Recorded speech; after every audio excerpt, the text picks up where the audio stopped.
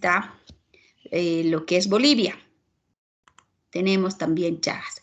La transmisión se realiza a través de una picadura de los triatómidos. Puede realizarse también por transfusión o trasplante de órganos, vertical, que es lo que nos interesa para el día de hoy, y también puede deberse a un accidente de laboratorio.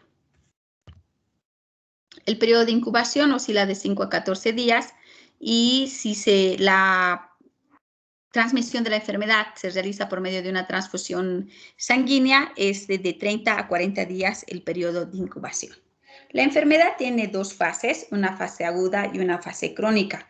La fase aguda que se presenta en los primeros meses de vida, ya en los primeros en los primeros 2 meses después de haber adquirido la infección, ya, y la forma crónica que se va a presentar después de 30 o 40 años de haber presentado la infección. En el caso de la fase aguda, el 90% de los pacientes son asintomáticos. Puede haber el signo de Romaña, que es el lugar en realidad donde el paciente tiene la picadura por el triatomino, donde se produce un edema palpebral unilateral que no tiene dolor y hay datos de conjuntivitis. Este signo de Romaña se presenta del 20 al 50%, sobre todo en las zonas endémicas. Las zonas endémicas de Cochabamba son Misque, Aiquile, entonces son zonas endémicas. Además, en la fase aguda tenemos que nuestros pacientes tienen alzas térmicas, tienen fiebre y pueden tener un nódulo linfático infartado, un agrandamiento del nódulo linfático local. Tienen datos de hipoglicemia, hay datos de hepatoesplenomegalia y puede haber datos de edema subcutáneo y también datos de una miocarditis. La fase crónica, que es indeterminada, que se presenta varios años después, del 50 al 70%, son asintomáticos. La fase crónica se presenta de 20 a 30 años después de la fase aguda. Se caracteriza porque hay alteraciones del músculo liso, sobre todo del tubo digestivo y del músculo cardíaco. Entonces, nuestros pacientes hacen miocardiopatías dilatadas con insuficiencias cardíacas o sin insuficiencias cardíacas también. Tienen datos de arritmias ventriculares, hay una disfunción sinusal, puede haber fenómenos tromboembólicos y también puede ser causa de una muerte súbita. En el caso de las enfermedades digestivas tenemos alteraciones en el colon, megacolon, y también hay megaesófago. En el caso del recién nacido, las manifestaciones clínicas son las siguientes. Primero, cuando sospechamos que hay un Chagas congénito. Hay Chagas congénito cuando la madre es Chagas positivo.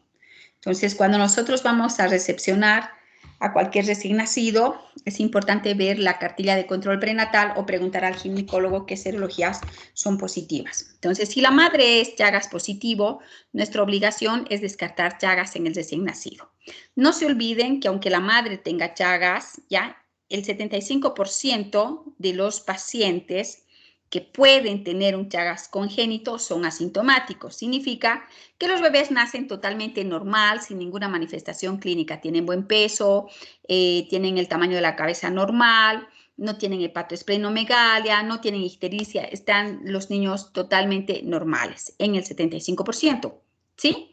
Es decir, que a pesar de que la mamá sea un Chagas positivo y el bebé tenga la prueba positiva para Chagas, puede en el 75% ser normales. Los otros 25% pueden nacer o es causa de que nazcan prematuros, tienen bajo peso al nacimiento, tienen hepatoesplenomegalia, hacen ictericia o tienen ictericia al nacimiento, pueden nacer edematizados y en el transcurso de la hospitalización van a ser obviamente fiebre. Y también pueden nacer con datos de miocarditis. El Chagas congénito también es causa de aborto y de muerte fetal. Otras manifestaciones que puede tener un recién nacido es insuficiencia cardíaca, taquicardias persistentes, son chicos irritables, tienen temblor como si estuvieran convulsionando, pueden convulsionar, pueden hacer encefalitis, meningitis. Como son chicos que tienen datos de microcefalia o nacen con la cabecita muy chiquita, si les pedimos una ecografía transfontanelar, tienen calcificaciones cerebrales. como son pacientes que tienen síntomas de un TORCH y los hospitalizas, a todos los hospitalizados siempre solicitamos pruebas de sangre, les pedimos hemograma, proteína C reactiva. Entonces, podemos encontrar en un hemograma anemia, leucopenia, trombocitopenia, o pueden haber también en otros casos leucocitosis, neutropenia. Son chicos que pueden tener dificultad respiratoria, llegar a una insuficiencia respiratoria por neumonitis. Es importante que nosotros, como personal de salud, podamos controlar la transmisión vertical. ¿Y cómo la vamos a controlar? Primero, que a toda mujer embarazada que hace sus controles prenatales debemos solicitar un ELISA para Chagas. Si este ELISA para Chagas sale positivo, debemos confirmar con un IFI o con un HAI para Chagas, ¿ya? Este tamizaje va a permitir detectar del 98 al 99% de las embarazadas infectadas. Es importante para decir que una persona tiene Chagas, tener 2 exámenes positivos, claro, 2 exámenes positivos que tengan, una mujer o una persona que tenga 2 exámenes positivos para Chagas indica que hay infección. No porque tenga ELISA positivo para Chagas es que la señora ya tenga el Chagas. Tenemos que tener 2 exámenes positivos, ¿ya? En el caso del recién nacido, debemos solicitar micrométodo para Chagas, que es el método de elección para hacer el diagnóstico en caso de que la madre sea high Chagas positivo. ¿Qué significa? Que no a todos los recién nacidos les pedimos serología para Chagas o micrométodo para Chagas. La madre tiene que ser positiva para solicitar al recién nacido, ¿sí? La prueba que solicitamos es el micrométodo. Si este es negativo, solicitamos al mes de edad una serología o ELISA para Chagas. Entonces, el diagnóstico lo hacemos mediante el micrométodo, que lo hacemos de sangre de cordón o podemos hacerlo también de sangre periférica. Se puede solicitar una reacción en cadena de polimerasa para el trypanosoma cruzi. Esto es cuando el paciente está en la fase aguda y en los 6 primeros meses de vida. Cuando el paciente está en la fase crónica de la enfermedad, lo que debemos de pedir es ELISA o hemaglutinación indirecta como el IFI o HAI para Chagas, ¿no? Cualquiera de los 3 exámenes. Si nosotros le pedimos solo uno y este sale positivo, estamos obligados a hacerle un segundo examen para ver si este sale positivo, entonces tendríamos que también pensar de que realmente es un Chagas. Significa que el diagnóstico de Chagas no se hace con un solo examen. Debemos de tener 2 pruebas serológicas con métodos diferentes y que estos 2 sean positivos. No se hace diagnóstico con una sola prueba. Y el tratamiento para Chagas, benznidazol, tanto para adultos como para niños. Y el Nifortimox.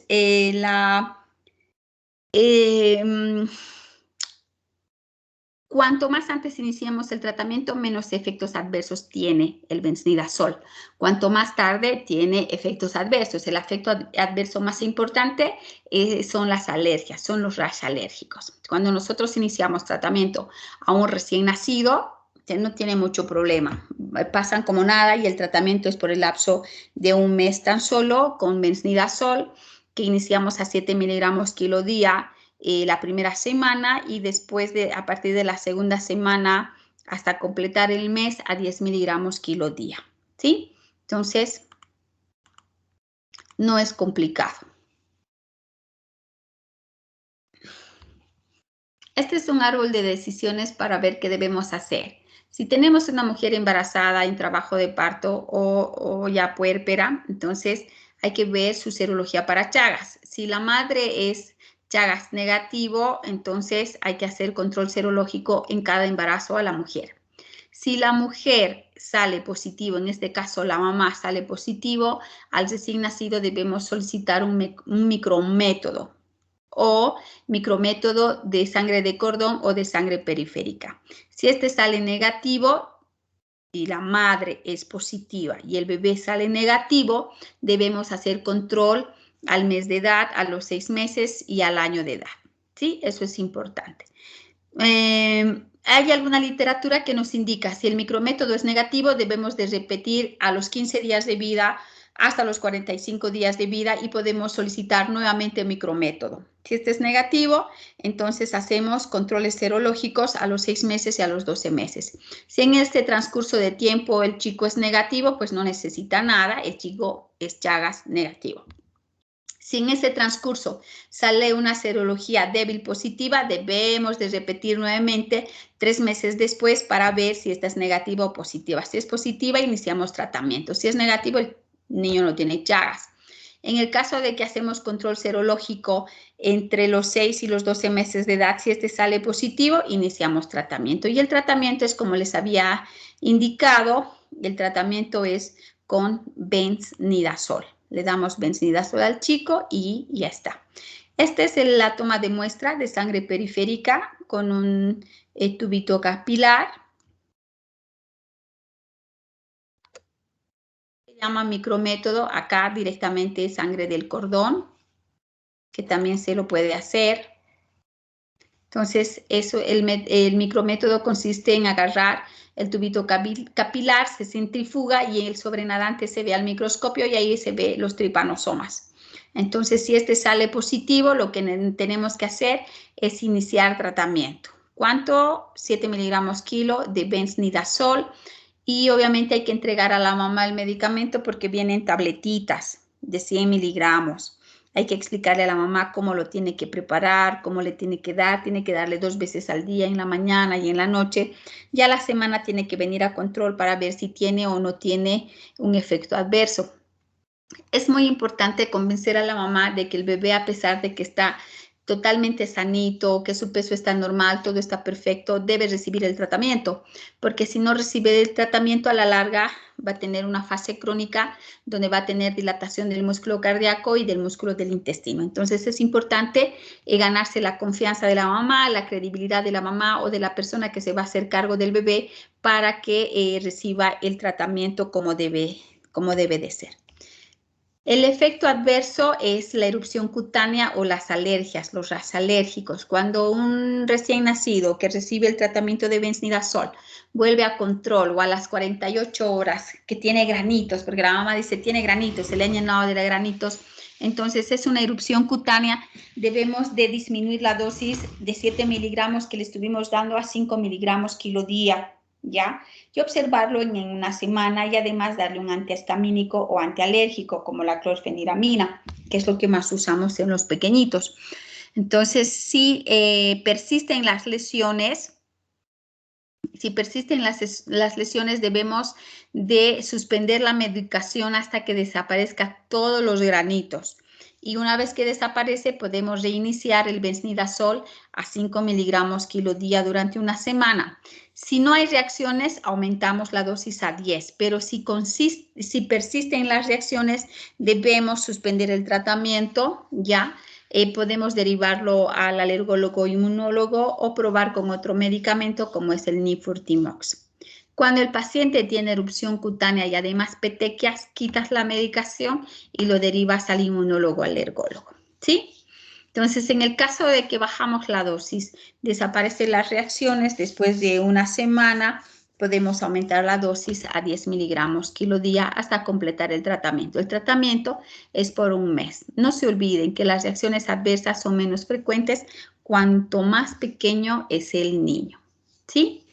Si el recién nacido es menor de 12 meses con un Chagas congénito tratado, debemos de hacer un control serológico 6 meses después del tratamiento, que generalmente sale negativo. Entonces el chico está curado, ¿no? Si sale una serología débilmente positiva, repetimos en 3 meses después.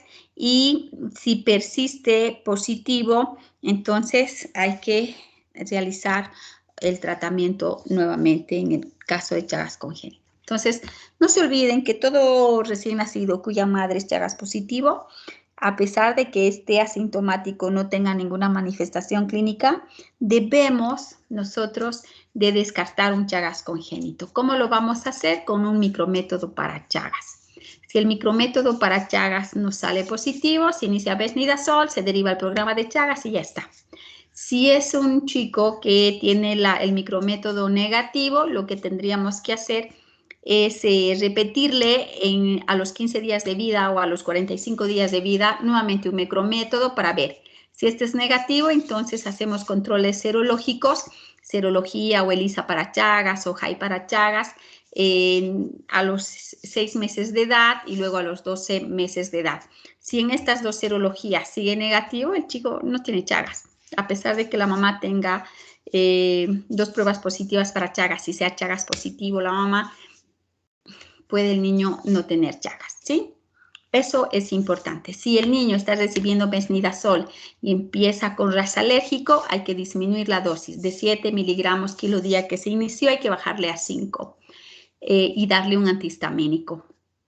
Pero si el niño tiene el ras cutáneo más petequia, se suspende tratamiento y se deriva o al pediatra o el programa de Chagas, y el programa de Chagas es el que se encarga de derivar al niño al inmunólogo, al alergólogo.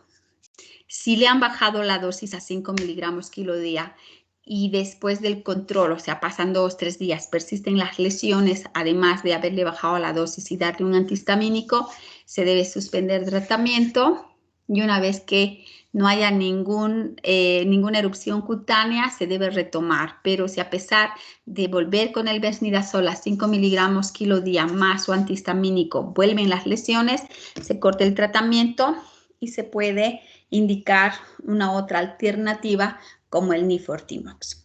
Muy bien, vamos a hablar ahora de otro componente del TORCH, que es la toxoplasmosis, ¿ya? La toxoplasmosis es un parásito también que se adquiere por la ingestión de quistes de vegetales y frutas que están contaminadas, sobre todo mal lavadas, de carne cruda o poco cocida. Generalmente se produce porque este parásito está en los excrementos del gato. Si hay mascotas como el gato en la casa de la gestante, y a la gestante le gusta la jardinería y hace el jardín sin guantes, entonces se contamina las manos y esta es la manera en que va a ingerir los quistes del Toxoplasma gondii.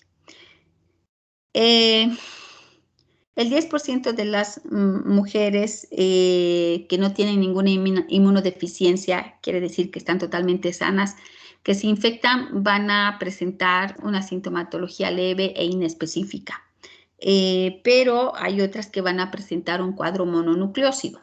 Se va a transmitir al embrión o al feto en la fase de parasitemia materna, es decir, que un bebé va a tener toxoplasmosis congénita porque la madre le va a pasar a través del cordón umbilical.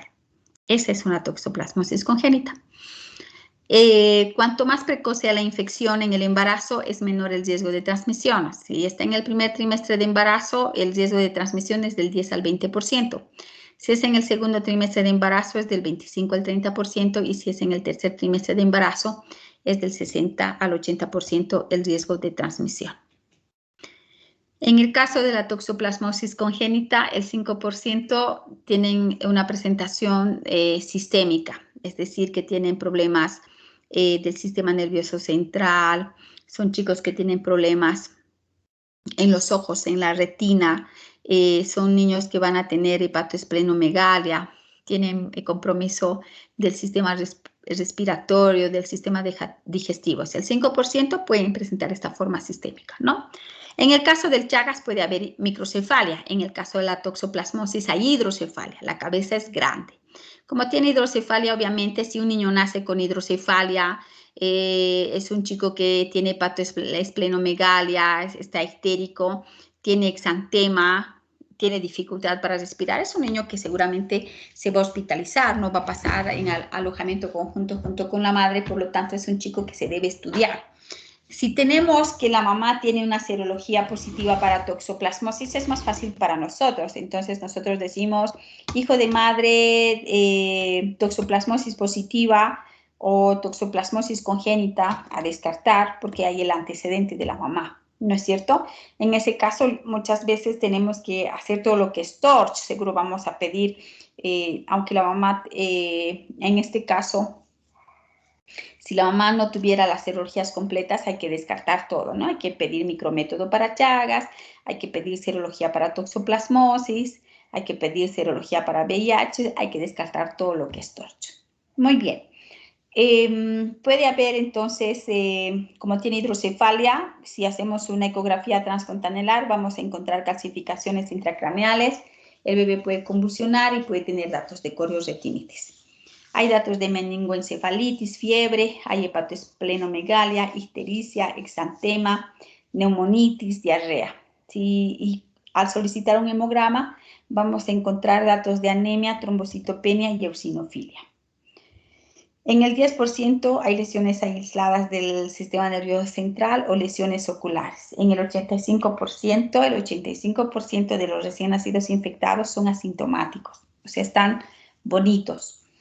Si están muy bonitos y la mamá tiene toxoplasma positivo, lo que debemos hacer es descartar toxoplasmosis en el niño. Del 20 al 30% van a desarrollar afectación neurológica, corioretinitis, y a medida que el niño crece hasta los 20 años, si no recibe tratamiento, es increíble, los chicos pueden tener problemas de retina. A veces no nos damos cuenta porque el niño nació bien y no pedimos la serología de la mamá. El resultado es que la mamá tenía toxoplasmosis y el bebé también, pero va a tener problemas neurológicos a la larga ese paciente. Entonces eso es importante, fijarnos siempre las serologías maternas. Puede haber linfadenopatía posterolateral del cuello, hay astenia, fiebre, odinofagia y una hepatomegalia. Y obviamente hacen uveitis, los niños hacen uveitis.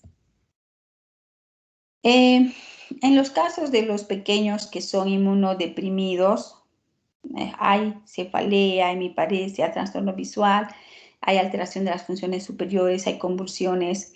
Si hacemos una punción lumbar, hay pleocitosis mononuclear, aumento de proteínas y disminución de la glucorraquia. Ya. En el caso de los pacientes que tienen toxoplasmosis, el tratamiento es trimetoprim sulfa, pirimetamina, sulfadiazina. Ese es el tratamiento, pero ya estamos hablando de chicos más grandes. ¿Cómo hacemos el diagnóstico en la gestante? En la gestante hay un aumento de títulos de anticuerpos IgG en 2 determinaciones separadas de 2 o 3 semanas realizadas en el mismo laboratorio. La presencia de IgG de baja avidez y aparición de títulos elevados de IgM también nos hacen el diagnóstico. En el caso del bebé se puede hacer la amplificación del gen B1 por técnica de reacción en cadena de polimerasa en el líquido amniótico para toxoplasmosis, ¿no? Se hace entre las 18 y las 20 semanas de gestación y tiene una sensibilidad del 70 al 80%. En el caso del recién nacido,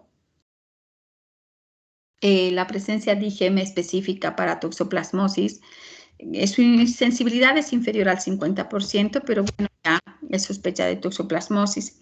Que se mantengan las IgGs altas y que haya, pedir reacción en cadena de polimerasa en sangre y en líquido cefalorraquídeo, la sensibilidad es muy baja. Se solicita pruebas pareadas en realidad de mamá y bebé y de ahí se hace el diagnóstico. ¿Cómo podemos prevenir la toxoplasmosis? Es importante las mujeres embarazadas que han salido negativas en su serología, que deben de limpiar bien las frutas, las verduras, que deben de comer carne bien cocida o previamente congelada y que deben de utilizar los guantes. Si les encanta mucho el jardín para limpiar, tendrían que utilizar guantes para manipular el jardín o las excretas de las mascotas como de los gatos. ¿Cómo podríamos ayudar a que la toxoplasmosis en el bebé no tenga una manifestación tan intensa?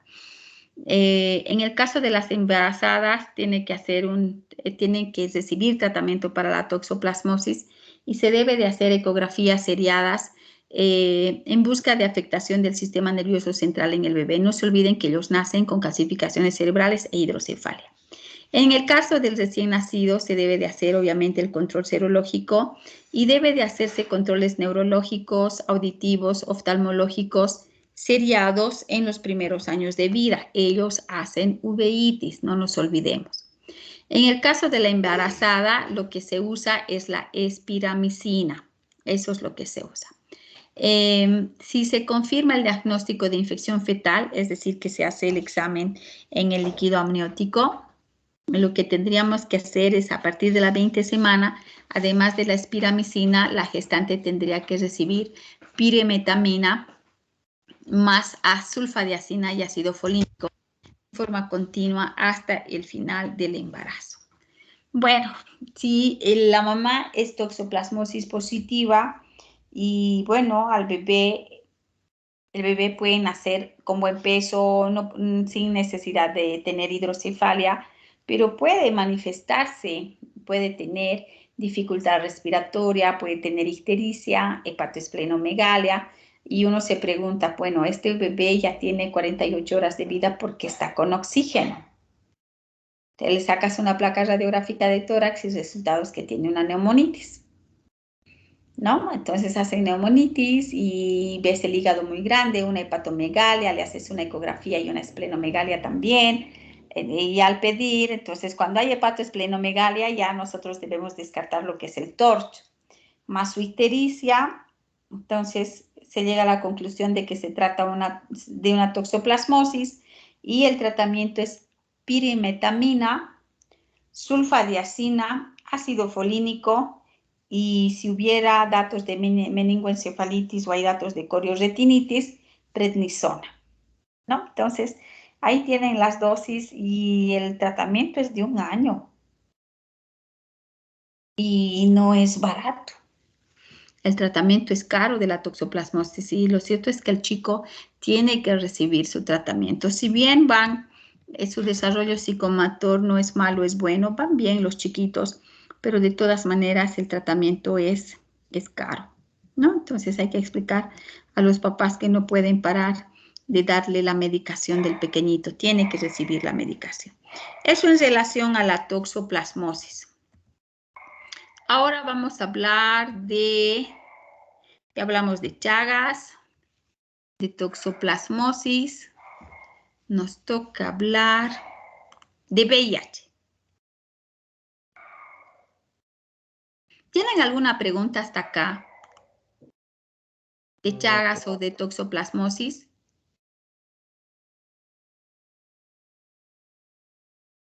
No, doctora. Wow. Se entiende. Gracias.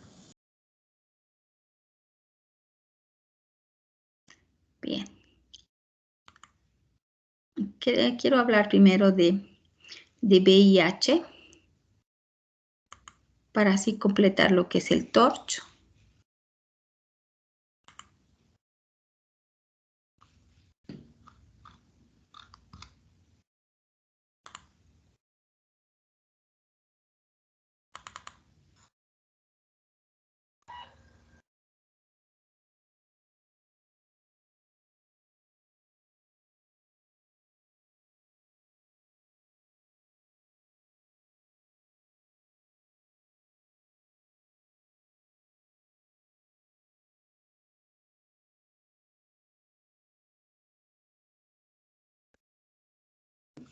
VIH.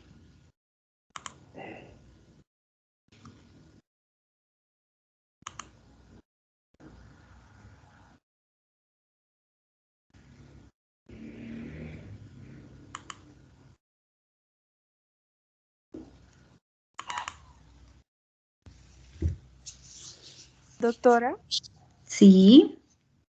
doctora, ¿será si puedes pasar las diapos? Sí, yo pienso que puedo compartirlos con ustedes. Que si no, lleven un pendrive el día martes, que vamos a estar en clases, y de ahí les voy pasando. Ah, ya está bien, doctora, gracias. De que la pucha.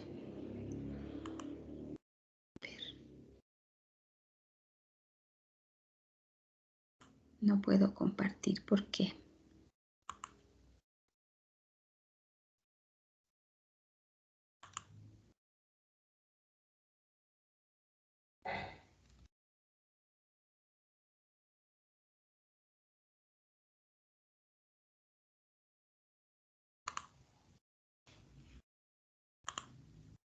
Ahora sí.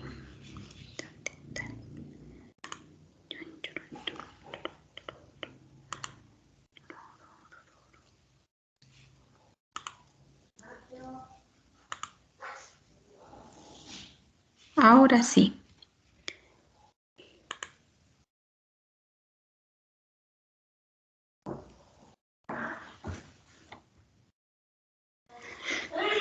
Vamos a hablar de lo que es el VIH.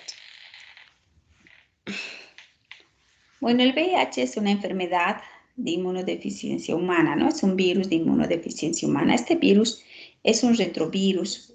Es el agente principal del síndrome de inmunodeficiencia humana, SIDA.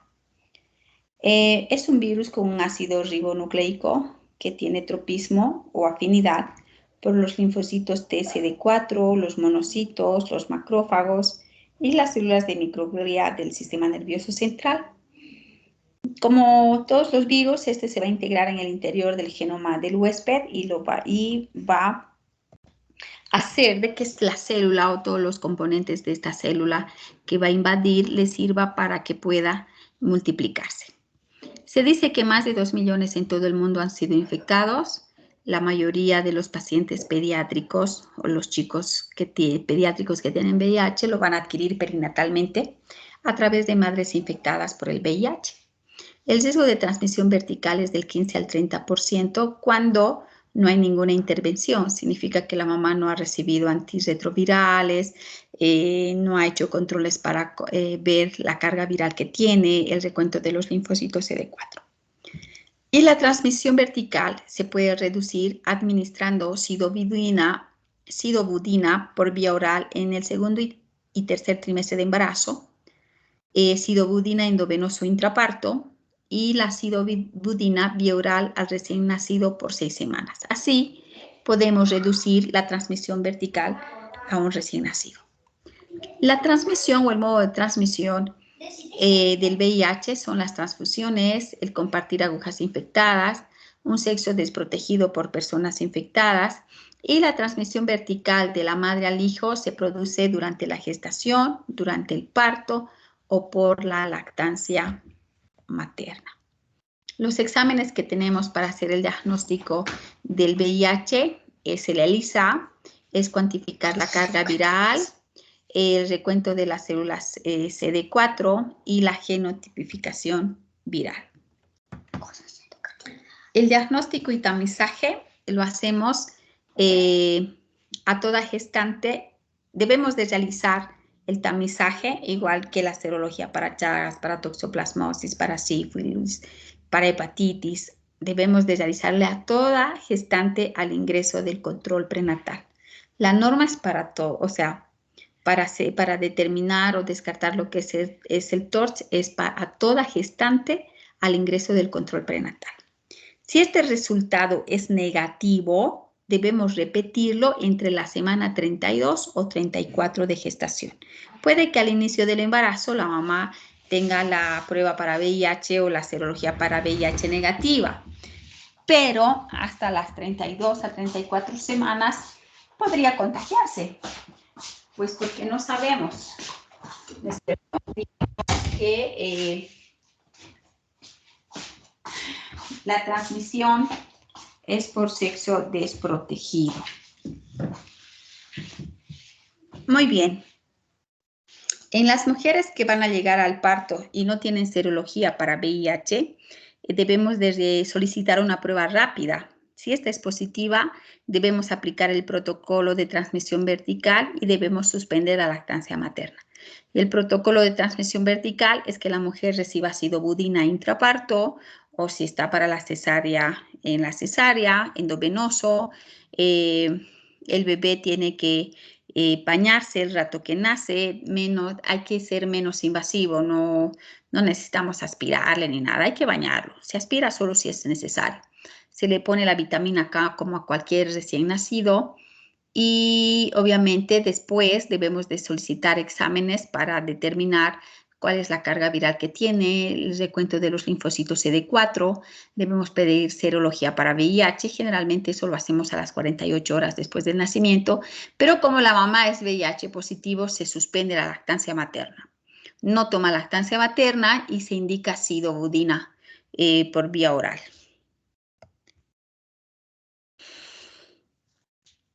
Antes teníamos mucho temor, hace 15 años atrás o más tal vez, teníamos mucho temor de asistir al nacimiento de una mujer VIH positiva. Teníamos temor, como era una enfermedad nueva y tal, entonces teníamos temor de entrar a recibir a un recién nacido VIH positivo.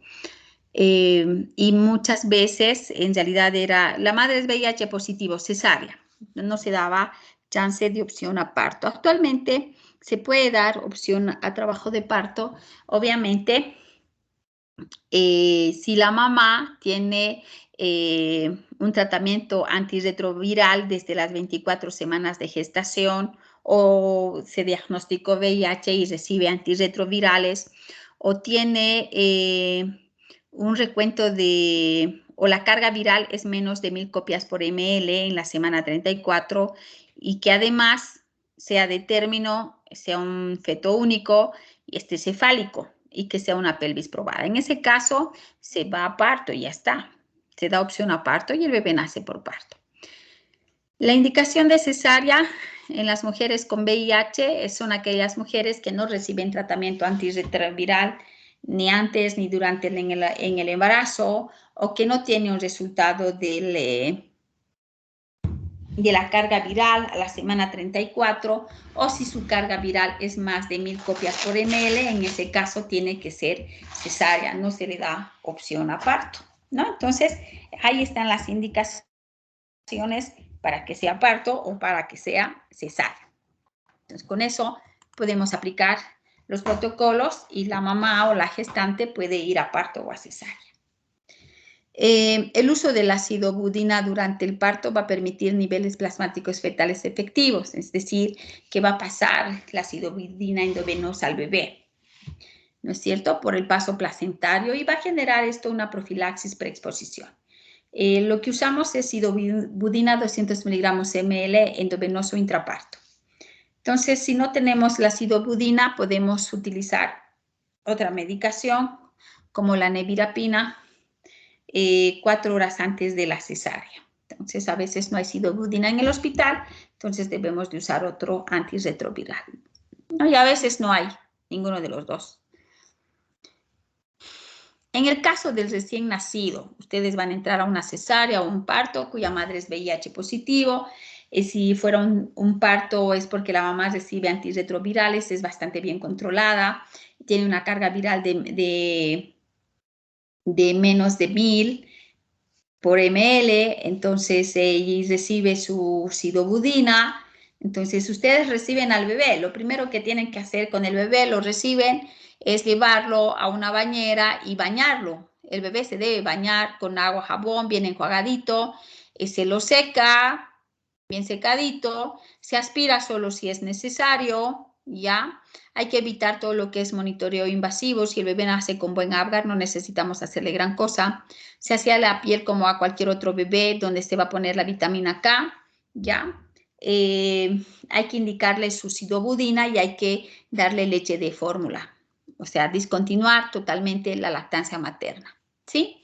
Eso es importante en el caso de los pequeñitos. Van a alojamiento conjunto, van al lado de la mamá, pero no recibe lactancia materna. Entonces, esa es la indicación. Debemos de hacer, obviamente, un examen físico en el pequeñito y vamos a solicitar un hemograma como a las 2 horas de vida, porque más antes no vale la pena, sigue con la circulación de la mamá.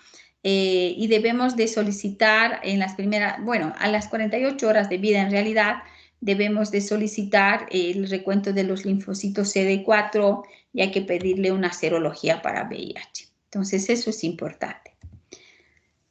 Y obviamente debemos indicarle la sidobudina a 2 miligramos por kilo cada 6 horas, vía oral por el lapso de 6 semanas, en las primeras 6 a 12 horas de vida. Y obviamente le indicamos leche de fórmula, no indicamos lactancia materna. Cuando tenemos mamás que su serología puede ser negativa en el primer control prenatal y no se hace un control de serología para VIH entre las 32 y las 34 semanas y por lo tanto pensamos que es negativa y tampoco solicitamos una prueba rápida para VIH durante el parto, cuando viene en trabajo de parto o para que entre a la cesárea. Entonces puede que se nos escape un recién nacido cuya madre podría ser VIH positivo. Significa que el chico va a ser VIH o puede ser VIH positivo, pero no se le dio ni sidobudina ni nada, ni se hizo los laboratorios. Entonces el chico, a medida que va pasando el tiempo y va creciendo, puede tener las siguientes manifestaciones clínicas. Entonces puede tener datos de otitis media, ¿ya? Que puede ser bilateral y esta puede ser crónica. Todo el tiempo está con otitis media aguda. Bueno, en este caso ya crónica. Tiene datos de candidiasis oral, o sea, viene porque tiene hongos en la boca, moniliasis oral. Son chicos que nos hacen neumonía y la neumonía es por neumocistis carini. Puede tener alteraciones de la piel, pueden tener eczemas, ¿no? Y obviamente son chicos que de la nada presentan alzas térmicas y luego está bien y luego otra vez alzas térmicas. ¿Por qué estos chicos tienen otitis medias agudas, tienen candidiasis orales, tienen neumonía? Porque su respuesta inmunológica es mala. Entonces van a tener infecciones frecuentes, infecciones crónicas o infecciones que serían inhabituales en un chico que tiene la inmunidad que está totalmente normal. Son chicos que tienen bajo peso, tienen retraso del crecimiento, son chiquititos. Hay alteraciones alimentarias, porque tiene alteraciones alimentarias en la infancia. Son chicos que además tienen diarreas crónicas, tienen irritaciones de la piel. Y esto es porque pues no tienen muy buen apetito. ¿Por qué no tienen buen apetito? Porque paran enfermos todo el tiempo, ¿no? Son chicos que cuando vas al abdomen o revisas el abdomen tienen hepatoesplenomegalia y si vas tocando la cadena ganglionar, cervical, axilar, inguinal, se pueden palpar linfadenopatías. ¿Y esto por qué? ¿Por qué crece el hígado, el vaso, los ganglios linfáticos? Porque quiere compensar la falta de respuesta inmunitaria apropiada. Entonces los chicos tienen una hepatoesplenomegalia, tienen linfadenopatías, ¿no? Entonces, ¿qué pasa? Que el virus de la inmunodeficiencia humana va a destruir los linfocitos CD4, TCD4, que son los linfocitos cooperadores, que son cruciales para el funcionamiento normal del sistema inmunitario. Y obviamente se pueden afectar todos los sistemas y todos los órganos. Bueno, como nosotros nos estamos haciendo cargo del recién nacido porque nos tocó recibir al pequeño, ya le hicimos un hemograma, le solicitamos el recuento de los linfocitos TCD4, seguramente pedimos serología para VIH también, ¿no es cierto? La pregunta es si lo vacunamos o no lo vacunamos, porque al nacimiento ustedes saben que usamos la vacuna BCG y la vacuna BCG pues es una vacuna inactivada. Estas son seguras y se administra y está indicada la administración a todos los chicos que están infectados por el VIH. Pero ¿cuándo no debemos administrar? No debemos administrar si el porcentaje de los linfocitos CD4 es inferior al 35% del total de linfocitos o nuestro paciente tiene leucopenia. Esas son las dos indicaciones para no indicar la BCG. Si todo está perfecto, se vacuna como cualquier otro chico y no pasa nada. Voy a comentarles un poquito de este pequeño de Harold, que tiene 2 años de edad, que ingresó por el servicio de emergencias porque tuvo una diarrea de posiciones líquidas abundantes 3 veces por día, más o menos con una duración de una semana. Es decir, que hace una semana estaba con deposiciones líquidas abundantes 3 por día. Además tuvo alzas térmicas no cuantificadas, hiporexia o falta de apetito y presenta peso bajo para la edad e ingresa con los diagnósticos de una enfermedad diarreica aguda con una deshidratación grave y una desnutrición de segundo grado. Entonces, este pequeño se revirtió la deshidratación, se trató la deshidratación, se rehidrató, recibió tratamiento antibiótico porque tenía pues la diarrea era de origen infeccioso bacteriano y bueno, mejoró y pasa a las salas de rehabilitación nutricional porque estaba a punto de pasar a ser un desnutrido de 3er grado y estando en las salas de rehabilitación nutricional, el pequeño presenta fiebre. Entonces, al presentar fiebre no se puede quedar en esta sala y lo pasan a la sala de infectología. En la sala de infectología, la infectóloga dice, a ver, pregunta a la madre, ¿desde cuándo tiene diarrea? Y la mamá dice, todo el tiempo tiene diarrea. Está un día bien, 1 o 2 días bien y otra vez diarrea. Y dura una semana y una semana y media. Siempre he venido a los controles por consulta y bueno, me han estado haciendo exámenes de laboratorio y de acuerdo a ese resultado le han estado dando tratamiento. En algunas oportunidades no necesitó gran cosa, pero ahora se deshidrató tanto que tuve nomás que internarlo. Y la fiebre igual, viene, va, de la nada de repente tiene fiebre y después se le pasa y 2 días está bien y otra vez fiebre.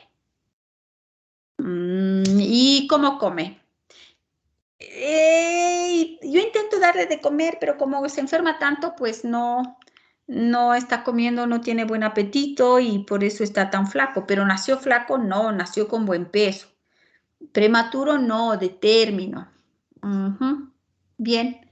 Entonces, al ver esto, la infectóloga, que el chico tenía fiebre casi constante, diarreas constantes, el niño tiene 2 años de vida, le solicita prueba serología para VIH y salió positivo.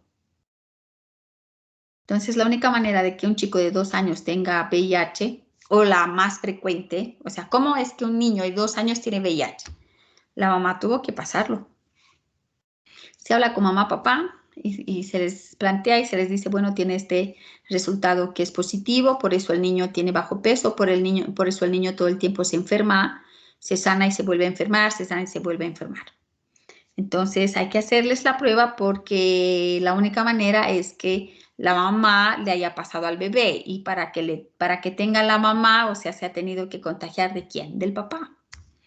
Entonces ese era el razonamiento lógico, entre comillas, porque además el papá creo que viajó a la Argentina, trabajó allá y bueno, esa era la historia. Recogen los resultados y la mamá es positivo y el papá es negativo. En ese entonces se piensa de que el papá está en periodo de ventana. ¿No es cierto? O que el papá del niño no es él. Bueno, en fin, son de estas cosas fuertes que a veces como personal de salud debemos de atravesar, porque como le dices a la mamá, usted sí tiene, pero su esposo no, ¿de quién es el niño? O sea, es complicado, muy complicado. Entonces ahí es donde como que una familia se va a disgregar, se va a desintegrar. Y la señora estaba embarazada del segundo niño. No me pregunten si el papá era el señor. Bueno, al final no supimos más, ¿no? El niño recibió su tratamiento antirretroviral, hizo un seguimiento por infectología y bueno, hay de esos casos que muchas veces nosotros tenemos que hacer de tripas corazón y tenemos que pues velar por lo que es la salud del niño. Lo que quiero decirles es que no se puede diagnosticar lo que uno no piensa. El niño había ingresado por una EDA con deshidratación grave.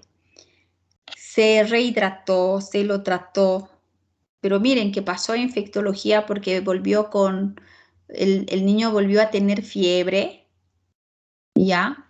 Y esa fue la razón de por qué pasara a infectología y la infectóloga le empezó a preguntar a la mamá y solo con ver que hacía fiebres, que el chico no aumentaba de peso, las diarreas eran constantes. Entonces la infectóloga dijo, y puede ser un VIH y hay que pedirle VIH a este chico. Y así fue. Entonces, no se puede diagnosticar lo que no se piensa. Debemos estar siempre atentos a los síntomas de los chicos, a los signos de los chicos, de nuestros pacientes adultos también, para poder hacer diagnóstico. Entonces, eso es importante. Un chico que tiene infección del oído, que se hace crónico, que tiene fiebre todo el tiempo, entonces debemos ser acuciosos y debemos sospechar y hacer el diagnóstico. No siempre hacemos diagnóstico al nacimiento, no siempre. Entonces, es importante hacer una buena anamnesis. Ustedes que al año hacen ya el internado, que ustedes hacen las historias clínicas, en realidad cuando el paciente ingresa a salas, muchas veces como hacemos emergencia, muchas veces podemos no hacer una buena anamnesis porque, bueno, el chico entra porque tiene una deshidratación grave y ya está, pero ustedes pueden tener más datos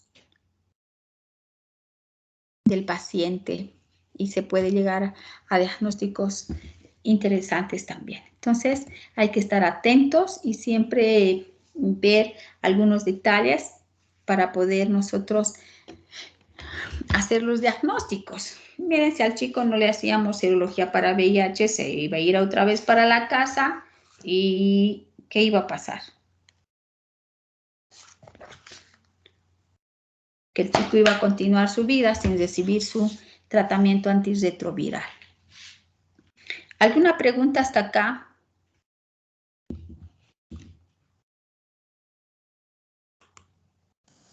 No, doctora. No, doc. Gracias.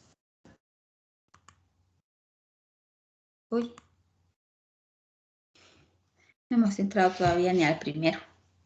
Bien. ¿Qué hora tienen, chicos? Que estoy sin reloj.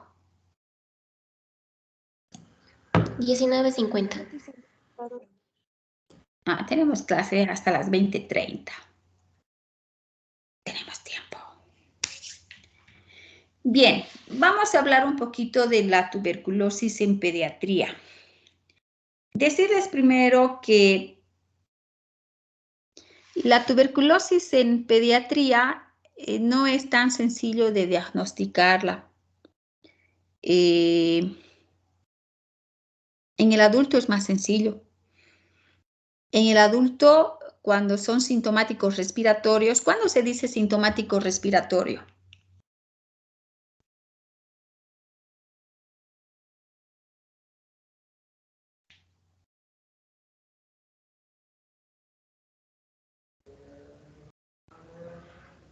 Cuando hay un ejemplo como disnea, cosas así. ¿Qué más se les ocurre? Cuando decimos, este paciente es sintomático respiratorio y debemos descartar tuberculosis. Estamos hablando de un adulto, en realidad. Cuando tiene una tos mayor a 15 días, ¿no? Sí, cuando tose más de 2 semanas. Ese es un sintomático respiratorio y ahí nosotros sospechamos de que esa persona puede tener tuberculosis.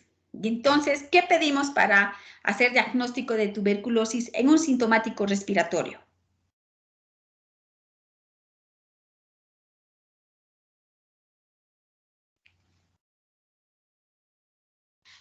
¿Qué solicitamos? Cultivos de esputo tuberculina. Una vaciloscopía. Vaciloscopía. ¿Y cuántas vaciloscopías hay que solicitar?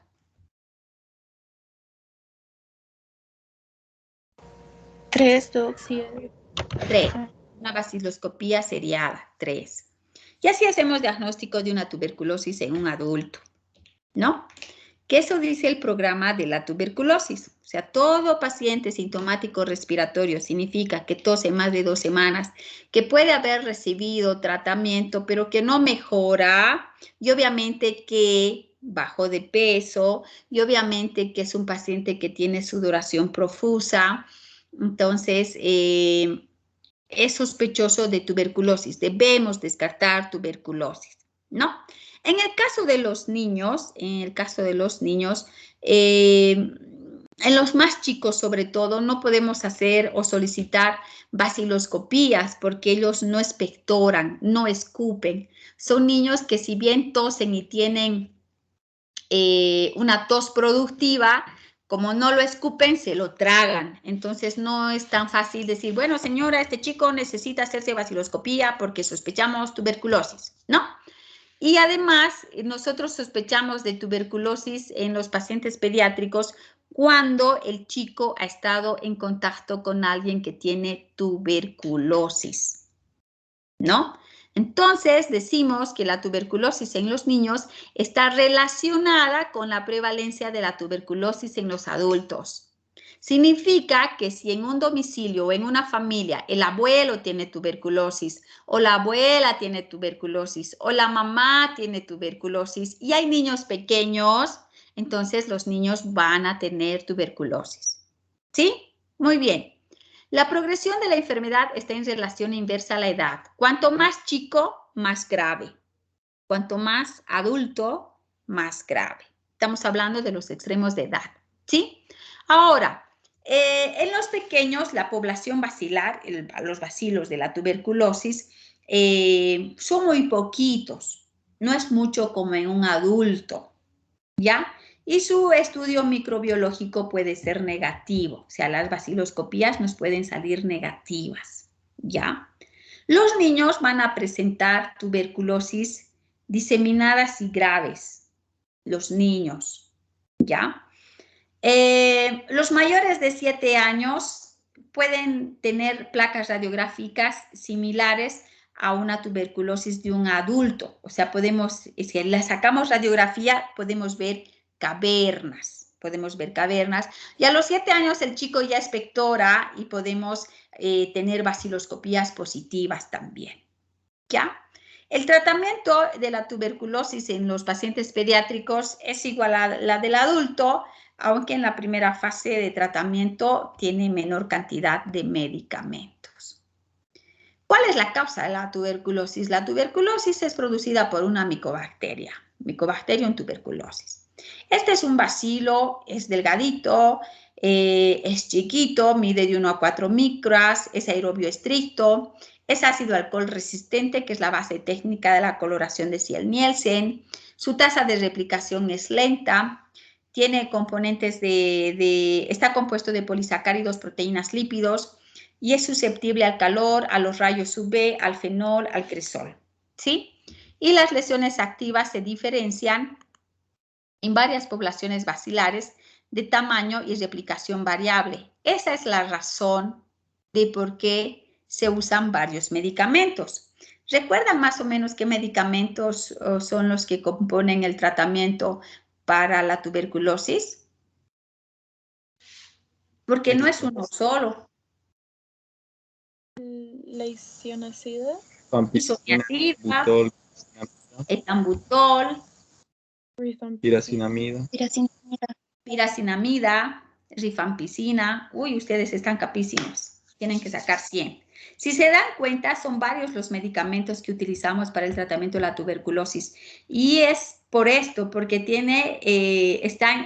sus poblaciones bacilares son diferentes en tamaño y de replicación variable. Esa es la razón de por qué usamos varios medicamentos. Y es importante que el paciente cumpla el tratamiento, porque si no cumple el tratamiento, va a ser un paciente MDR o multidrogo resistente. Entonces, ahí es más grave, ¿sí? Muy bien, la transmisión de la enfermedad de la tuberculosis en un 95% es por inhalación. Significa que alguien tose y ¡faf! Los bacilos al aire y uno se lo respira, se lo inhala este bacilo, ¿ya? También puede darse por ingestión de leche no pasteurizada, es no pasteurizada, porque la pasteurización se hace a altos grados de temperatura, no se olviden, es leche no pasteurizada, ¿no? Cuando nos compramos leche de la casera que trae leche de vaca pura y ahí no lo hacemos hervir bien, de repente la vaquita esta tiene tuberculosis, nos podemos ingerir los bacilos de la tuberculosis. La inoculación es excepcional y la transmisión vertical es excepcional, pero puede haber tuberculosis congénita también. Se puede. Bueno, cuando uno respira estos bacilos, se los mete, ingresan, como está en el sistema respiratorio, van a ingresar hasta nuestros alvéolos. Llegan a nuestros alvéolos y en los alvéolos va a ser fagocitado por un macrófago alveolar y esta fagocitación va a producir una reacción inflamatoria local.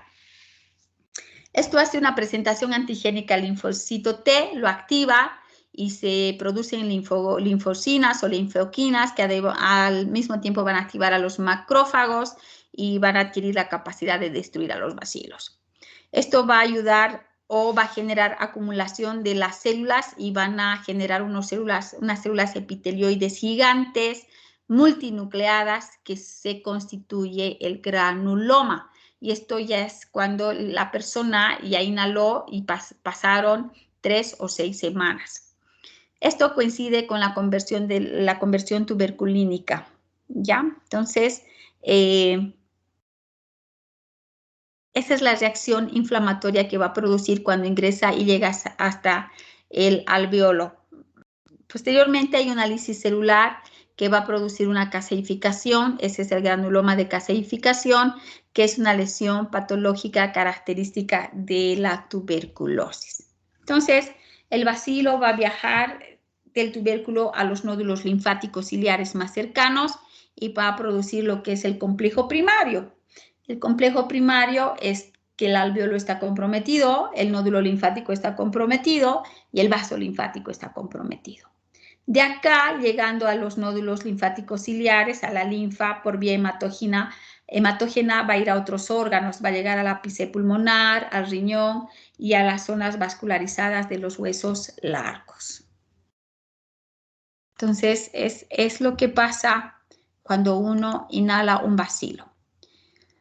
¿Cuáles son los procesos de protección contra la tuberculosis? Bueno, tenemos nosotros, las personas que somos inmunocompetentes, tenemos inmunidad que está mediada por las células. 1. 2. Tenemos que nos defienden nuestros linfocitos TCD4.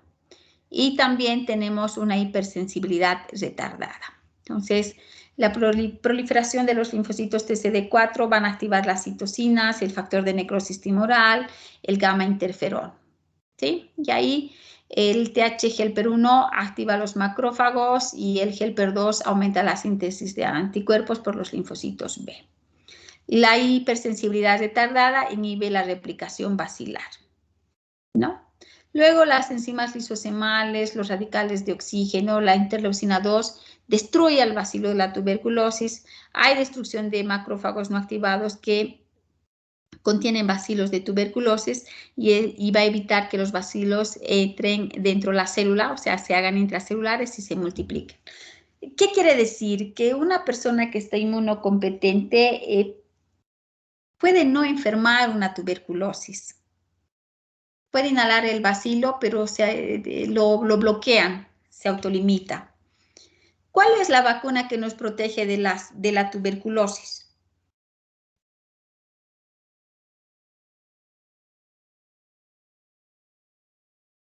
¿Aló? La BCG, BCG, doctora. La BCG. ¿Y qué tipo de tuberculosis nos protege la BCG?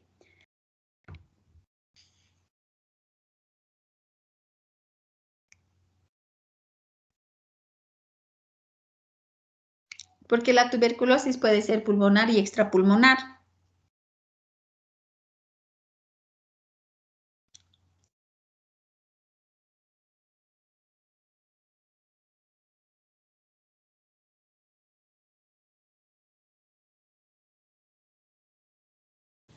¿Era contra la TBC miliar? Y la extrapulmonar nos protege de ese tipo de tuberculosis. Muchas veces tenemos pacientes que están vacunados para la tuberculosis, ¿ya? O sea, obviamente tienen la vacuna BCG, pero les puede dar una tuberculosis pulmonar. ¿Sí? Muy bien. Los factores de riesgo para enfermar tuberculosis son los factores genéticos, el estado nutricional del paciente, o sea, si está desnutrido, más fácil que le dé, la edad, los extremos de edad, si el paciente tiene sarampión, tiene tosferina, varicela, VIH, o es un paciente que recibe corticoides por largo tiempo, entonces es más fácil que le dé una tuberculosis. Para hacer diagnóstico de la tuberculosis es importante hacer la historia clínica, es importante saber si tiene contacto con un caso de tuberculosis. La prueba de tuberculina nos ayuda, la radiografía de tórax nos ayuda. Pero obviamente el diagnóstico se confirma por una comprobación bacteriológica. El criterio clínico va a depender de los factores del huésped, de la edad, del estado nutricional, si tiene vacuna o no, si hay un compromiso único o multiorgánico, depende del bacilo, si este bacilo es muy virulento, muy infeccioso, y obviamente la interacción del bacilo con el huésped, depende de cómo va a reaccionar la persona. ¿Qué puede presentar nuestro paciente? ¿Cuál es la clínica de la tuberculosis? La clínica de la tuberculosis es que nuestro paciente tiene tos, tiene fiebre, tiene falta de apetito. Si auscultamos pulmones, podemos auscultar crépitos sibilancias. Puede tener diarrea, puede tener vómito. Los ruidos respiratorios a la auscultación pueden estar disminuidos. Puede tener pérdida de peso o no aumenta de peso. Puede no crecer, tiene un retardo en el crecimiento. Puede tener datos de una conjuntivitis flicte nodular. Puede tener datos de eritema nodoso, que son unas lesiones eritematosas que están debajo de la rodilla, en la cara anterior de ambas piernas. Y puede, si lo examinamos, puede tener adenopatías en la cadena cervical anterior o posterior. Y si sacamos una placa radiográfica, puede tener una adenopatía iliar o mediastinal. ¿Sí? Cuando tenemos un chico que sospechamos de tuberculosis porque ha estado en contacto con un familiar con tuberculosis, siempre debemos de sospechar de que va a tener una tuberculosis grave, una tuberculosis miliar, incluso puede hacer una meningitis tuberculosa. ¿Ya? El diagnóstico en la tuberculosis en la edad pediátrica, tenemos diagnósticos sugestivos, diagnósticos probables. Generalmente hacemos más diagnósticos probables, porque hacemos un diagnóstico clínico, epidemiológico, porque ha estado en contacto con alguna persona que es tuberculosis, o sea, que tiene baciloscopía positiva, criterio radiográfico, donde podemos ver el mediastino ensanchado y los ganglios paraliares infartados, y la prueba tuberculínica que puede ser positiva. El diagnóstico sugestivo es un criterio histopatológico en realidad, donde hay un granuloma con necrosis de caseificación. El diagnóstico de certeza se hace por cultivo positivo para tuberculosis, si tiene baciloscopía positiva o si hay granuloma con necrosis de caseificación, ¿no? Entonces, hacemos más diagnósticos probables. El criterio epidemiológico es todo niño que ha estado en contacto con que tenga tuberculosis y es bacilífero, o sea, un adulto. Un chico de 5 años que tiene tuberculosis no contagia, no son bacilíferos. Los criterios radiográficos. Debemos de realizar radiografía a todo niño que es sintomático respiratorio, tose más de 2 semanas. La prueba de tuberculina sale positiva, que esté en contacto con un adulto que tenga tuberculosis, que tengamos una radiografía apilateral, o sea, si le hacemos la radiografía vamos a ver infiltrados de adenopatías, podemos encontrar atelectasia, podemos encontrar infiltrados difusos micronodulares, podemos encontrar cavitaciones o derrame pleural, sobre todo en los chicos que son más grandes, de 7 años o más. El criterio tuberculínico, la tuberculina filtrada de cultivos estériles de Mycobacterium tuberculoso, o sea, es la famosa proteína purificada derivada, que es el PPD, y el test de Mantoux, que es una aplicación intradérmica de la tuberculina, y esta es más o menos la técnica, que se infiltra el antebrazo izquierdo, qué calibre tiene que tener la aguja, cuánto se tiene que formar la ronchita, de qué tamaño es, cuándo decimos positivo, cuándo decimos negativo. Criterio histopatológico, inflamación granulomatosa crónica con células epitelioides, células siguientes mononucleadas o de Langhans, linfocitos y necrosis de caseificación, y que demostremos al bacilo contención de Ciel-Nielsen. Y el diagnóstico bacteriológico, que son las baciloscopías, 3 muestras seriadas, lo podemos hacer por esputo, por expectoración, en los pequeños con aspirado gástrico, ¿no? Entonces, Aquí nos dicen cómo se centrifuga, cuánto se debe refrigerar, necesitamos un transporte adecuado y el procesamiento debe de ser rápido. Otros métodos diagnósticos tenemos la broncoscopía, también tenemos la enzima ADA, que es la adenosíndesaminasa, que va a participar en el catabolismo de las purinas, reacción en cadena de polimerasa y también tenemos serologías para tuberculosis. Y el tratamiento. El tratamiento que tenemos de primera línea, la isoniazida, rifampicina, piracinamida, etambutol, y de segunda línea que tenemos cuando ya el paciente hace resistencia, tenemos quinolona, cicloserina, canamicina, etionamida, diacetasona y amikacina. Pero la idea es quedarse solo con la primera línea y ya está, recibir tratamiento y se acabó. Entonces, tenemos una fase inicial con una duración de 8 semanas, con 48 dosis. Los medicamentos son isoniazida, rifampicina, piracinamida, con las dosis de isoniazida 5, rifampicina 10, piracinamida 20 a 30. Y la segunda fase, que es de 18 semanas, bisemanal, con 36 dosis, con isoniazida, rifampicina. La isoniazida a 15 y la rifampicina a 10. Ese es el tratamiento de la tuberculosis que es muy, muy importante. Déjenme buscar un ratito. ¿Qué hora es, chicos? Que sigo sin reloj. 8:10. Ya, denme un segundo para conectar la computadora que se agota la batería. Y vamos a hablar de un caso clínico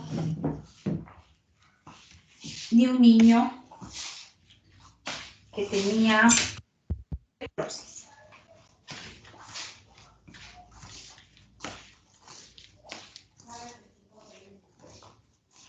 Mamá, ¿no has visto el robacorriente?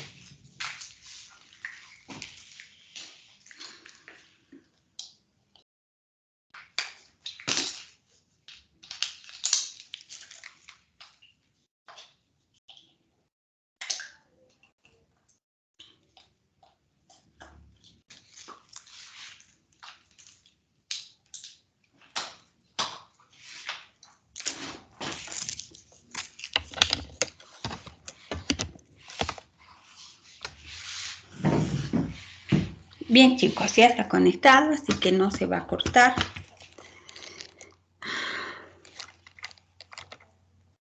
Bien, este es un paciente de 10 años.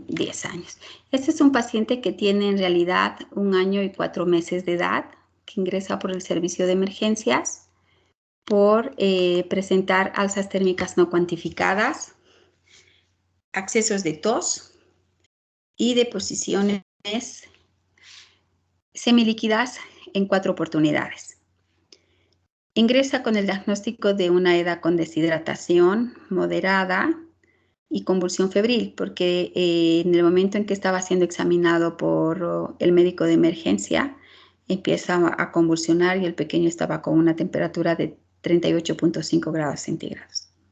Ingresa con estos diagnósticos y por presentar accesos de tos al día siguiente de su ingreso, porque ingresó viernes, Entonces, fin de semana solo está el médico de emergencia.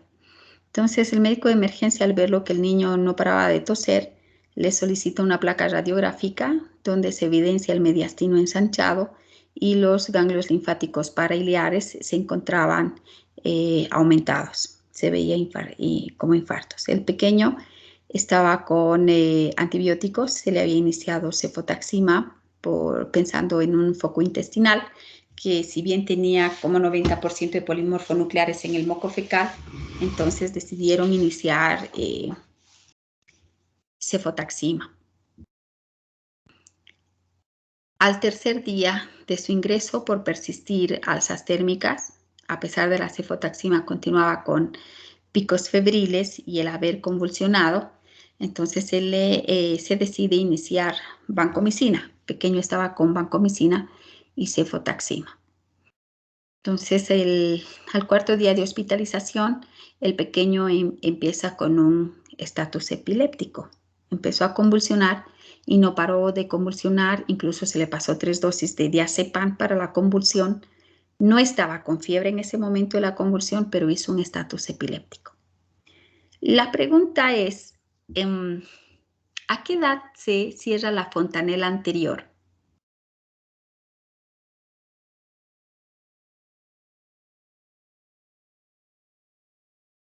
¿A qué edad creen que se cierra la fontanela?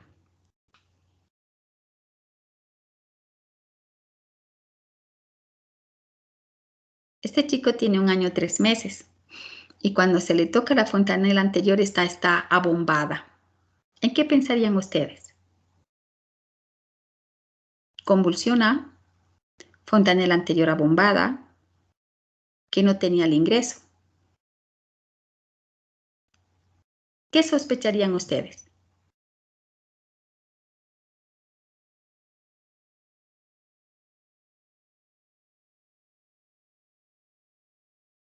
Si les dijera que además tiene rigidez de nuca. ¿Una meningitis, Doc? Una meningitis. Meningitis. Meningitis. Cuando ustedes tengan niños. Meningitis podría. Meningitis. Entonces, este chico, cuando se le empieza a revisar, tiene la fontanela anterior abombada, está convulsionando y cuando palpamos el cráneo, la cabeza, es como que ustedes saben que los huesos del cráneo se terminan de soldar hasta los 6 años. Por eso, cuando se hace control niño sano, medimos el perímetro cefálico para ver cuánto está creciendo, porque va a crecer hasta los 6 años. Este pequeño tenía diástasis, estaban separándose los huesos del cráneo. Este niño hizo una meningitis tuberculosa. Llegó a la terapia intensiva porque hizo un estatus epiléptico. Había que pasarle otros medicamentos para que se da la convulsión, para parar el estatus. Ustedes saben que el estatus epiléptico es cuando una persona, o en este caso un niño, convulsiona más de 30 minutos. Ese es un estatus epiléptico, ¿no es cierto? Entonces no puedes dejar que un chico siga convulsionando y no pare de convulsionar, porque con cada convulsión se mueren las neuronas. Eso ustedes lo saben. Entonces este chico pasó a la terapia intensiva. Y cuando se conversa con la mamá, se le pregunta a la mamá, ¿desde cuándo está tosiendo? Está tosiendo solo 4 días y la fiebre son como 5 días. Entonces de repente a alguien se le ocurre y pregunta, ¿en la casa quién tiene tuberculosis? Y la madre responde, mi mamá está haciendo tratamiento para tuberculosis. Entonces había un contacto epidemiológico. ¿Cómo haríamos diagnóstico de una meningitis tuberculosa? No se olviden, es un niño de 1 año 3 meses. En la placa radiográfica no se ven cavernas, no se ven cavitaciones. Lo que se ve es un mediastino ensanchado y los ganglios parailiares infartados. Pero no tenía una tuberculosis pulmonar. Este niño hizo una tuberculosis meningia, una meningitis tuberculosa. Para que se den cuenta que las tuberculosis en los más chiquitos es más grave. Y el chico tenía vacuna. Tenía la vacuna BCG. si bien te ayuda o te evita las formas de tuberculosis grave, no siempre no le va a dar al niño. O sea, puede el niño. Y este niño hizo una meningitis tuberculosa. ¿Cómo haríamos diagnóstico? Primero, ¿cómo haríamos diagnóstico de una meningitis? No estoy hablando de un chico de pediatría. Un adulto que convulsiona, que está con opistótono, rigidez de nuca, tiene Kernin, tiene Brunzinski. Y ustedes dicen, esta es una meningitis.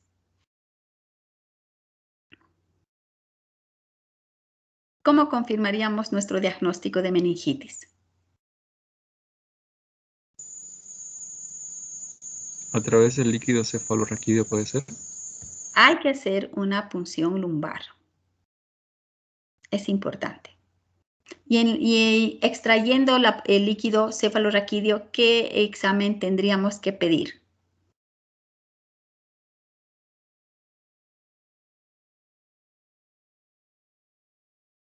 Primero, citoquímico, ¿no es cierto? En el citoquímico, la de laboratorio nos va a decir si tiene leucocitos, no tiene leucocitos, nos va a medir la glucosa. Antes de hacer una punción lumbar, tendríamos que tener glicemia central del paciente para ver cómo está la glucosa, ¿ya? Nos los van a cuantificar las proteínas. Hay que pedir tinta china. Hay que pedir para hacer diagnóstico de una tuberculosis meningia, hay que pedir ADA. Esa enzima hay que pedirla. Si esa sale elevada, es una tuberculosis meningia.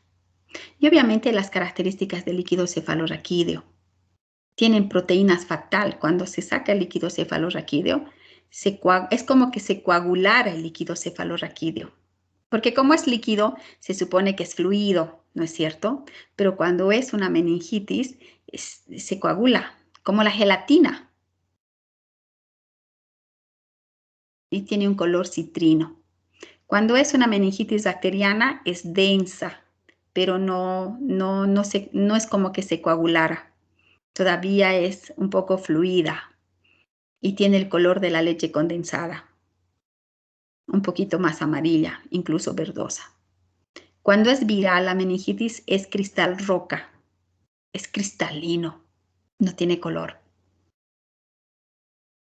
Pero la cantidad de proteínas que hay en una meningitis tuberculosa, el líquido cefalorraquídeo, es como que se coagulara, como la gelatina. Entonces, solo con las características te puedes dar cuenta. Pero este chico tenía el antecedente epidemiológico de haber estado en contacto con la abuela con tuberculosis. Miren cómo llegó el niño. El niño llegó febril, llegó con un cuadro de diarrea, deshidratación, tenía diarrea, vómitos, estaba deshidratado y como estaba con fiebre convulsionó. Entonces ingresó como una edad con deshidratación y convulsión febril. ¿Se dan cuenta? Pero obviamente un chico que entra en estatus epiléptico, un estatus de convulsión si quiere, un estatus, no para de convulsión, le pasas 3 dosis de diazepam y no para de convulsionar, sigue convulsionando. Le tocas la fontanela y está bombada. Es una meningitis. Pero no llegó así. ¿Se dan cuenta? El chico llegó de diferente manera. Por eso hay que estar atentos a cualquier cambio.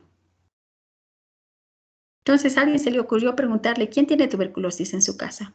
Ay, sí, mi mamá está haciendo tratamiento. O sea, los papás no te van a decir, y mi mamá está haciendo tratamiento para tuberculosis. Nosotros debemos indicar, nosotros debemos preguntar. Y este chico hizo una meningitis tuberculosa. Se llama Mateo.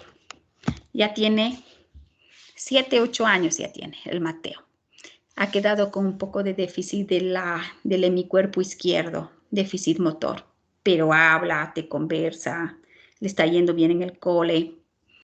Tiene una válvula de derivación ventrículo-peritoneal porque nos hizo hidrocefalia.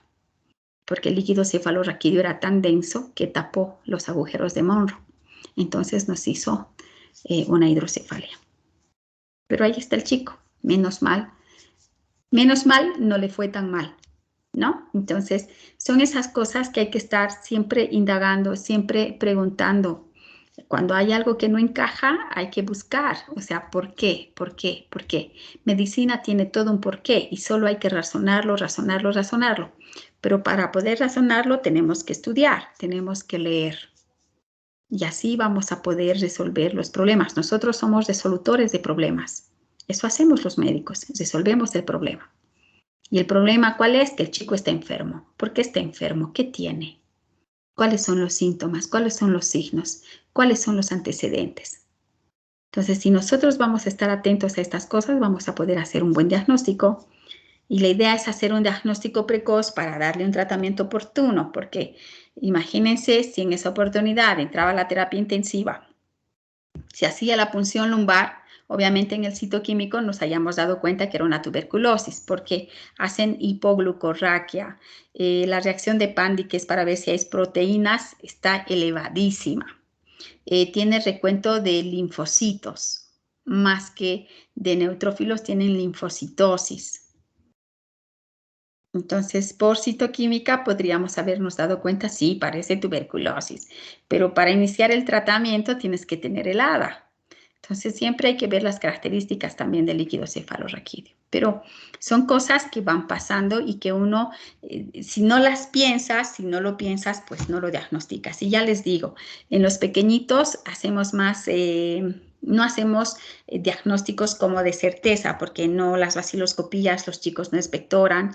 Hacerle una vaciloscopía con toma de muestra por sonda nasogástrica, por ejemplo, en los chicos de 1 año, 2 años, 3 años, tenemos que ponerlos en una sonda a la medianoche y a partir de la medianoche 0 leche, no se da nada y a primera hora se aspira el contenido gástrico para solicitar las vaciloscopías. Las vaciloscopías en los pequeñitos los hacemos así. También hay una técnica de la pita y hay otras técnicas más ahora de diagnóstico que están siendo más fáciles. Y con esto de la pandemia del COVID-19, el sistema inmunológico en los chicos está bajando más y somos un país endémico. Seguro que vamos a ver varios chicos con tuberculosis infantil estos años, o por lo menos porque el sistema inmunológico de una persona que hace COVID pues baja. Esa es la razón de por qué se utiliza zinc, vitamina D3 para aumentar o ayudar con el sistema inmunológico de los pacientes. Y otra cosa que estamos viendo ahora, que la cuarta ola vimos más chicos con COVID-19, hubieron mucho más pacientes pediátricos con COVID, estamos viendo PIMS, síndromes inflamatorios multisistémicos pediátricos. Entonces, después de 1 mes o 2 meses de enfermedad, de haber enfermado el COVID-19, los chicos están viniendo con miocardiopatías, con problemas respiratorios, pero dolores articulares. Les haces los marcadores de enfermedad, ferritina, dímero D, les pides anticuerpos, la IgG está elevada para COVID-19, tienen datos de trombocitopenia. Son casos interesantes que ya estamos empezando a ver los chicos pediátricos, pero para que se den cuenta que es importante analizar al paciente en un todo. Hay que fijarnos todo. O sea, es un chico que está bajito, flaquito. ¿Por qué? Ya lo han tratado de su diarrea, le han dado tratamiento, un buen tratamiento, súper bien, con laboratorios bien. Pasa para recuperación nutricional y vuelve a hacer fiebre. ¿Por qué? Su sistema inmunológico no es bueno. ¿Qué es lo que está pasando aquí? Entonces tú la piensas y dices, ¿no será un VIH? Entonces siempre. Eso no significa que a todos los flaquitos les pidamos serología para VIH. No, de repente es un prematuro que no ha llegado todavía a su catch-up, o sea, al peso que debería de llegar, que generalmente esperamos hasta los 4 años que lleguen a su peso. O puede ser un cardiópata, o puede ser un chico que tiene infecciones urinarias por un doble sistema pielocalicial y por eso no tiene apetito y por eso no come. O sea, hay cosas que hay que ver, hay que analizarlas. No, ay no, este es flaco, hay que hacerle serología para VIH. No siempre, ¿sí? Pero hay que tener los criterios para poder ver qué es lo mejor para nuestro paciente. Así que nos vemos el próximo martes. vayan bien reforzaditos porque no creo que haya kiosco para comer algo allá. Los veo la próxima clase, chicos. Estudien, ¿sí? Nos ¿Tienen vemos. alguna pregunta tal vez? Gracias, doctorita. Hasta luego.